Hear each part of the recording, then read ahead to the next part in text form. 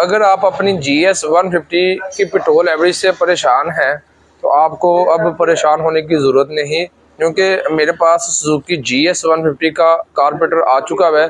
China का ये carburettor है और ये आपको मुझसे 6500 रुपये में मिल जाएगा। ओरिजिनल कार्बोरेटर सुजुकी GS 150 का 30,000 रुपये में है, लेकिन आप उसमें ये चाइना का भी कार्बोरेटर डाल सकते हैं जो कि बहुत ही ज़बरदस्त चलता है।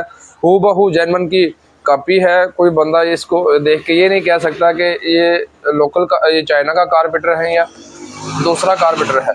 तो अगर आपको ये कार्बोरेटर चाहिए तो आप मेरे व्हाट्सएप नंबर पर रब्ता कर सकते हैं।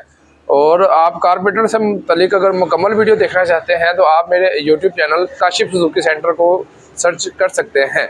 यहाँ पर आपको मेरी कार्बोरेटर से मुतल्लिक अपनी बाइक से रिलेटेड सुजुकी GS 150 से रिलेटेड या GR 150 से रिलेटेड काफ़ी सारी वीडियो मिल जाएंगी। शुक्रिया।